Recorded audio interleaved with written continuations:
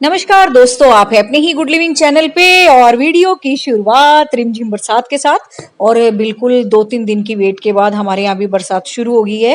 हल्की हल्की ड्रिजलिंग होने लगी है। और दोस्तों, जो ये ड्रिजलिंग वाली बरसात होती है ना, पौधों के लिए सबसे अच्छी होती है। ये बिल्कुल आराम आराम से पौधों को भिगोती है।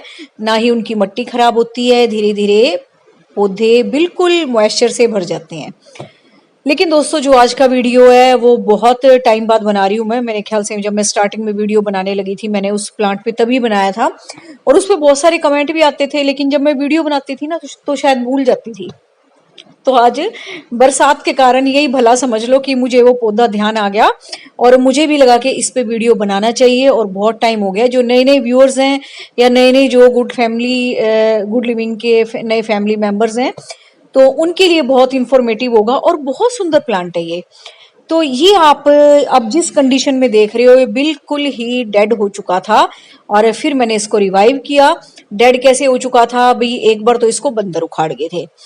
फिर मैंने इसको ऐसी जगह रखा हुआ था जहां मैं खुद ही भी ध्यान नहीं देती थी इस पे। एक कोने से मैं पड़ा हुआ था ये, और बस इस पे एक छोटी सी लीफ बची हुई थी, वो भी मरने वाली कंडीशन में थी। फिर मुझे ध्यान आया कि ये तो बहुत सुंदर प्लांट है। फिर मैंने इसकी जगह बदली और इसको ऐसी जगह पे रखा जहां पे इसको आउटडोर की सनलाइट तो प्रॉपर मिले, लेकिन सनलाइट मतलब डायरेक्ट सनलाइट नहीं, मतलब रोशनी भर। तो अब ये देखो ठीक हो गया है। और इसके बारे में आज दोस्तों सारी बातें करते हैं। ये इतना सुंदर प्लांट है कि ये आपके घर के लिए नेचुरल प्योरीफायर, एयर प्योरीफायर का काम करता है। अगर आप इसको अंदर रखते हैं तो बाहर तो देखो नेचुरल एयर है ही, है ना, ऑक्सीजन से भरी हुई। लेकिन अगर आप इसको इनसाइड भी रखते हैं घर के, तो बजाय कि बाहर से एयर प्योरीफायर लेने के, ये नेचुरली ही एयर प्योरीफायर का काम करेगा इंडोर आपके घर में। तो अगर आप इसको अपनी घर के अंदर की विंडो के पास, जहाँ छनी हुई धूप आती है, फिल्टर्ड सनलाइट जिसको कहते हैं, वो आती है।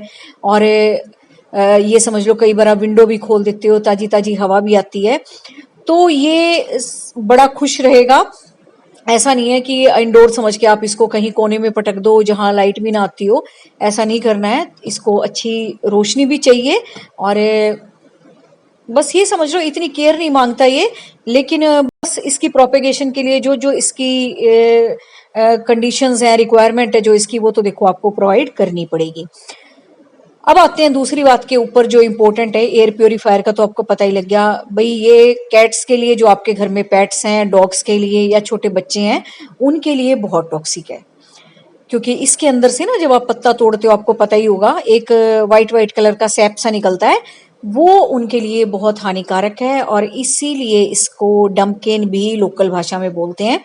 क्योंकि इसको खाने के बाद आदमी म्यूट कंडीशन में चला जाता है थोड़ी देर के लिए। ये नहीं परमानेंट हो जाएगा, थोड़ी देर के लिए। तो टॉक्सिक तो है ही, ये असर तो दिखाएगा अपना किसी ना किसी तरीके से। और वैसे इसको इंग्लिश में डिफन बचिया बोलते हैं, डिफन बैकिया भी बोल देते हैं, डिफन बचिया भी बोल देते हैं, लेकिन लोकल नेम इसको डम्केन बोलते हैं। और इसकी दोस्तों वेरीगेटेड वैरायटी भी अब तो मैं देखती हूँ नर्सरी में बहुत सारी आई हुई है। छोटी वैरायटी भी है और पत्तों के कलर भी हैं।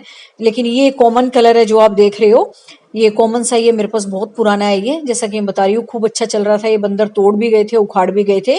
फिर इसकी छोटी सी स्टेम बची हुई थी, उसी से ही मैंने प्रोपेगेट किया इसको। और अब देखो इसमें नए नए लीव्स भी निकल रहे हैं। तो इसकी प्रोपेगेशन पूछोगे अब आप कैसे होती है? मट्टी इसके लिए बिल्कुल कॉमन मट्टी चाहिए, थोड़ी सी रिवर सैंड मिला लो, कंपोस्ट होगी और आपकी गार्डन सॉइल होगी। ये तीनों चीजें होगी। लाइट मैंने बता दी। और अब आते हैं इसकी प्रोपेगेशन के ऊपर। ये आपको नीचे पत्ता निकलता दिखाई दे रहा है ना? ये समझ लो इसका एक छोटा सा पब है ये। इसको अगर आप बड़ी सावधानी से थोड़ी सी जड़ के साथ भी निकाल लेते हो ना, तो आपके पास एक प्लांट नया तैयार हो जाएगा। और सेकंड, अगर आप बार बार मुझसे पूछते हो कि मैम हमारा जो डम केन है बहुत लैगी हो गया है, देखो मेरा तो नीचे से ही ग्रो कर रहा है।